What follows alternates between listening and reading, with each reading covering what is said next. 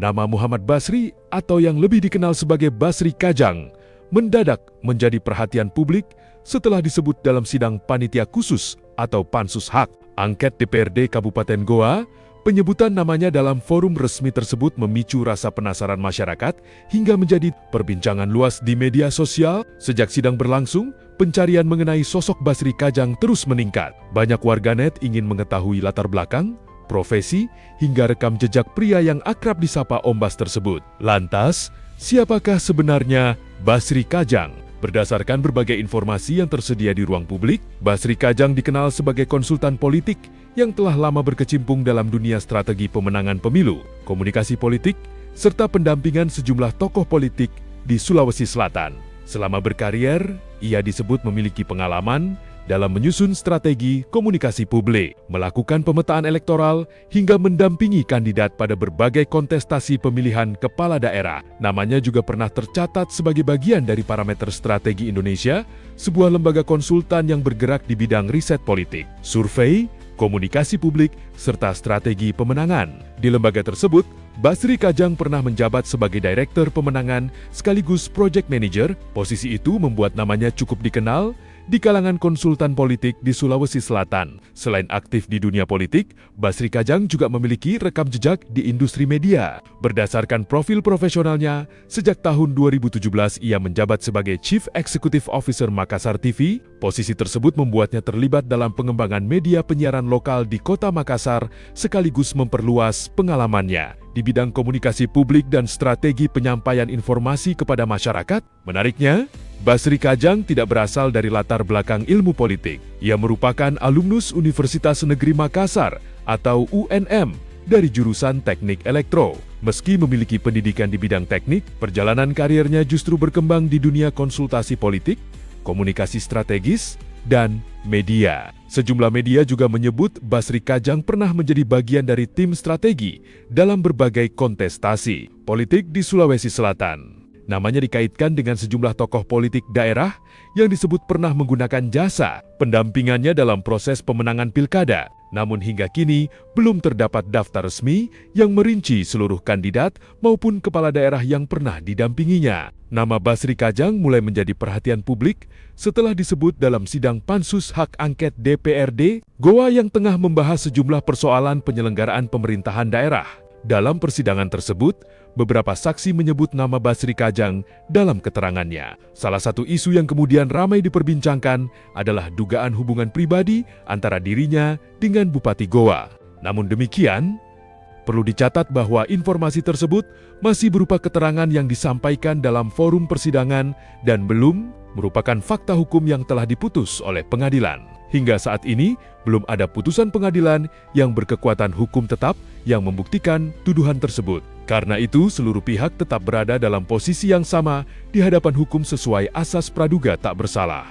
Selain namanya beberapa kali disebut dalam berbagai kesaksian, Basri Kajang juga menjadi sorotan karena hingga kini belum pernah memenuhi panggilan panitia khusus hak angket DPRD Goa. Berdasarkan keterangan Pansus, Muhammad Basri atau Basri Kajang telah 3 kali tidak menghadiri sidang yang digelar di kantor DPRD Goa, Jalan Masjid Raya nomor 26, Sungguh Minasa, Kecamatan Somba Opu. Pemanggilan pertama dijadwalkan pada 19 Juni tahun 2026 dalam agenda pembahasan dugaan korupsi program seragam sekolah gratis. Selanjutnya, Basri kembali dipanggil pada 22 Juni tahun 2026 dalam sidang yang membahas dugaan pencabutan sepihak beasiswa doktor milik Rizkila, mahasiswi Universitas Hasanuddin yang menyelesaikan studinya pada 29 Maret tahun 2026 dengan indeks prestasi kumulatif 3,98.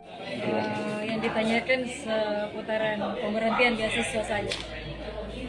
Terus apa keinginan Kak? Kenapa Kak? Keinginan Kak ini. Keinginan saya kan bagaimana Ibu Bupati ke depannya bisa mengedepankan proses, jangan semena-mena. Juga dibutuhkan tanya beasiswa Kak. Apa nih alasannya Ibu Bupati? Alasannya itu karena evaluasi kinerja yang tertera pada surat pernyataan. Tidak ada alasan secara spesifik yang dicantumkan dalam surat pernyataan tersebut, dan itu tidak melalui proses. saya dilakukan pemberhentian dulu, baru setelah itu dilakukan pemeriksaan. Saya anggap itu tidak sesuai dengan proses yang ada atau ketentuan yang ada. Pemanggilan ketiga dilakukan pada 24 Juni tahun 2026 dalam sidang yang membahas dugaan perbuatan tercela. Setelah itu, Pansus kembali menggelar sidang dengan agenda pemeriksaan saksi ahli pada 29 Juni tahun 2026.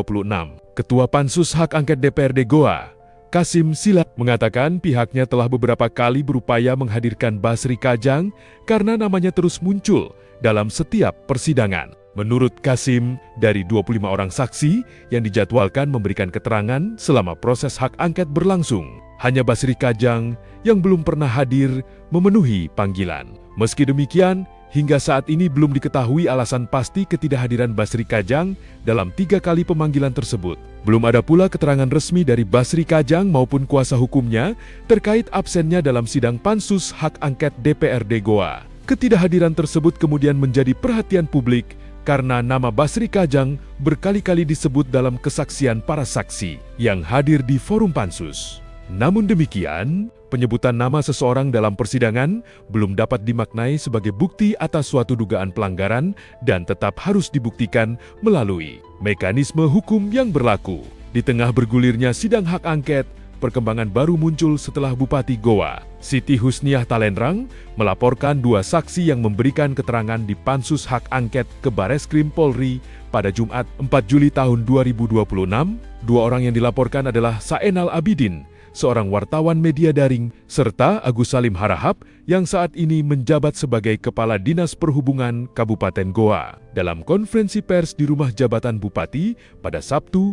5 Juli tahun 2026, Husniah Talenrang menyatakan laporan tersebut berkaitan dengan dugaan pencemaran nama baik dan kesaksian palsu. Menurutnya, keterangan yang disampaikan kedua saksi telah merugikan dirinya, baik secara pribadi maupun sebagai kepala daerah. Ia juga menyatakan telah menyerahkan sejumlah barang bukti kepada penyidik Bareskrim Polri. Meski melaporkan 2 saksi ke jalur hukum, Husniah Talenrang menegaskan dirinya siap memberikan klarifikasi apabila dipanggil oleh Pansus Hak Angket DPRD Goa. Namun, hingga konferensi pers digelar, ia mengaku belum menerima undangan resmi dari DPRD Goa. Ia juga mengimbau masyarakat Goa agar tidak mudah terprovokasi oleh berbagai isu yang berkembang.